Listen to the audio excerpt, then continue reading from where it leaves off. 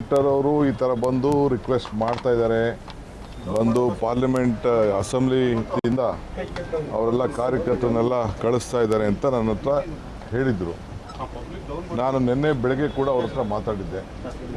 ನಾನಂಥ ಕೆಲಸ ಮಾಡೋದಿಲ್ಲ, ನಾನು ಹೋಗೋದಿಲ್ಲ. ರಾಜಕಾರಣಕ್ಕೆ ನನಗೆ ಕಾಂಗ್ರೆಸ್ ಪಕ್ಷ ಜೀವ ಕೊಟ್ಟಿದೆ, ಮರುಜೀವ ಕೊಟ್ಟಿದೆ.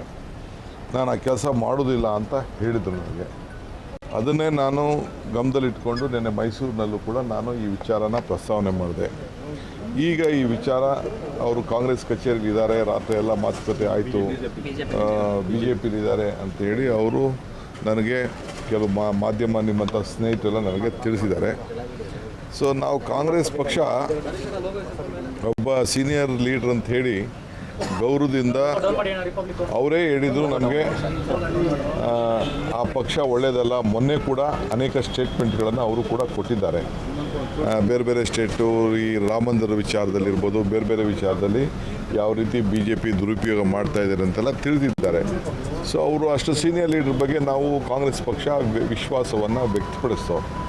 ಈಗ ವಿಶ್ವಾಸಕ್ಕೆ ಧಕ್ಕೆ ಆಗ್ತಾ ಇದೆ ಅಂಥೇಳಿ ನೀವೇ ತೋರಿಸ್ತಾ ಇದ್ದೀರಿ. ಅವ್ರಿಗೆ ಸೀಟು ತಪ್ಪಿಸುವಾಗ ದೇಶದ ಹಿತ ಗೊತ್ತಿರಲಿಲ್ವಾ? ಸೀಟು ತಪ್ಪಿಸುವಾಗ ಕಾಂಗ್ರೆಸ್ ಪಾರ್ಟಿ 5 ವರ್ಷದ MLCನ ಗೌರವದಿಂದ ಅವ್ರಿಗೆ ನಾಮಿನೇಷನ್ ಮಾಡಿದಾಗ ಕಾಂಗ್ರೆಸ್ ಹಿತ ದೇಶದ ಹಿತ ಗೊತ್ತಿರಲಿಲ್ವಾ? ಅವರು ಹೇಳಬೇಕು ಅವ್ರಿಗೇನು ಆಮಿಷ ಕೊಟ್ಟಿದ್ದಾರೆ, ಏನು ಕೊಟ್ಟಿದ್ದಾರೆ ಅಂತ ಹೇಳಬೇಕು. ನಾವು ಏನು ಅವ್ರಿಗೆ ಭಾಳ ಗೌರವದಿಂದ ಕಾಂಗ್ರೆಸ್ ಪಕ್ಷ ಅವ್ರನ್ನ ನಡೆಸ್ಕೊಂಡಿದೆ, ಇಷ್ಟು ಮಾತ್ರ ನಾನು ಹೇಳ್ತೀನಿ.